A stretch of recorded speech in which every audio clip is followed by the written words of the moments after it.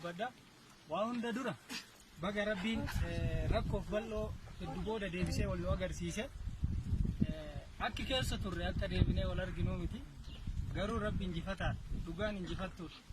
Namni haqa qabu eessatti illee injifataa jechuudha. Haqa qabnuuf gargaarsa rabbiitiin gargaarsa uummata keenyaatiin deebinee as geennee jirra. Waa hunda dura rabbiin galanni isaan badini alhamdulillah. Itti aansee beektan osoo seeratti yoo an balleesse ka gaafatamu anaaf ana qofa.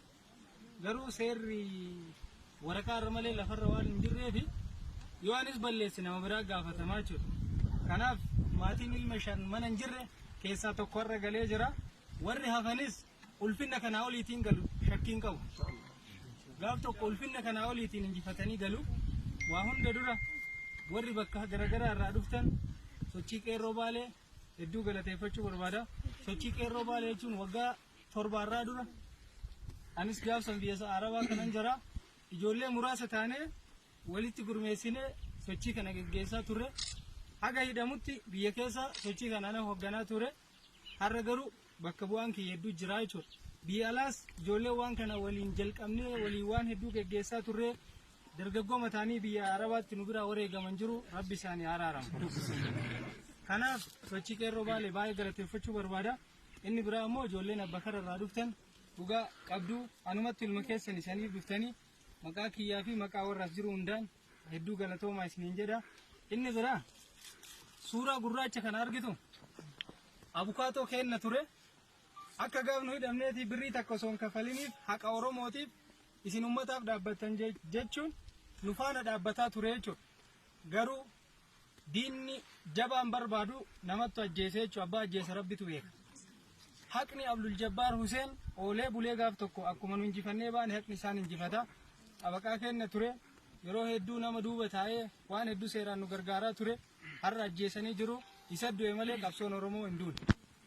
Inni itti aanu Waaqoo guutuuti abbaa kenna mara. Osoo Waaqoon dhalatiin nuyi waa'ee Oromoon barru ture.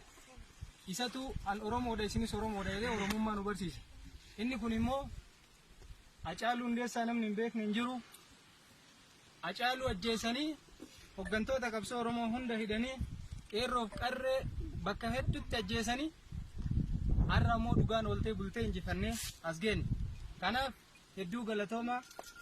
Kitaabni kun warra Oromoof wareegame warra haqaaf du'e warra dhuunfaaf ofii jiraatee du'e osoo hin taane warra ummataaf jiraatee du'e seenaa isaatti asirra jira. Warra seenaa dubbisee seenaa haasa'u osoo hin taane warra seenaa irraa baratee seenaa hojjetuun hundaa godhu galatoomaa isiniin jedha. Inni biraa suuraan inni mustoorii tamam yookiin gumaa qeerroo Oromiyaa jedhama. Warruma guyyaa tokko waliin hidhamnee waggaaf ji'a 7 mana tokko keessa turre injifannee waliin baane keessaa qasheettamaa fi agaarfaadhaa namni hedduu ni beektanii. Kanaaf ana qofaa miti namni hidhamee baay'innis jira. Mucaan suuraa kanarra jiru xiqqaan kun ammoo Awwal Abdurroo jedha. Gaafa nuti Hacaaluu ajjeesanii hooggantoota keenyaaf nullee qaban warra sagalee nuuf ta'uuf bahe roobe addabaabaayii irratti ajjeesan keessaa tokko. Awwaltu du'e malee qabsoon Oromoon duune haqqi Oromoon duune waan ta'eef injifannee jirra.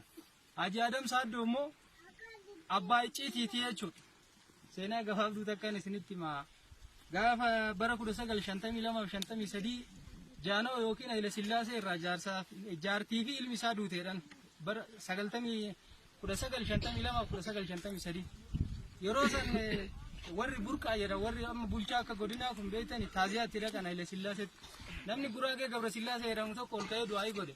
Jaanoo duuti dooteetti deddeebite lamuu sitti hin deebiini yoo sitti deebite immoo nutu sii du'aa jedheen. Warri kun wana aamin jedhu. Haji Adam Saaddoo ol ka'ee Gabra Sillaasee jedheen. Du'aayi nama goote sun yoo siifi ummata keetiif taate aamini yoo anaaf Oromoof taate nu keessa hin jirru jedheen. Nama Haile Sillaasee du'uun gatii maal qabaree sanaaf. Kanaaf Haji Adam Saaddoo jechuun bakka kamittuu nama falmatu. Gaafa Haile Sillaaseen Oromoo baalee hunda Kiristinnaa kaasuuf gobbatti qeesii erge. Haile Sillaaseen dhaamsa isinii qabaa. Hedduu isin jaaladha. Kanaaf albee lamaan nyaachuun nurraa hafee albee takkatti haa deebinu jedhee dhaamsa naa ergee jedheen. Gaafa namni hunduu sodaatee taa'u Haji Adam Saaddoo harka ol baasee akkuma afaan Haile Sillaaseetiin ummata baaleetti dhaamsa fidde afaan ummata baaleetiin Haile Sillaaseetti naa geessi jedheen.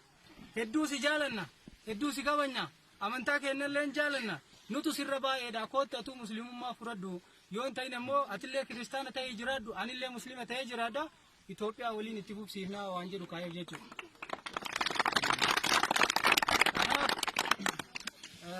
Hedduu galatooma ulfaadha. Namoota fagoo jiran fagoo galantu jiru waan ta'eef asaallee isinitti baay'isuu hin barbaanne. Rakkoo hadda keessa jirru kana namni haqatti amanuuf namni rabbitti amanu ni injifannaan shakkina. Har'a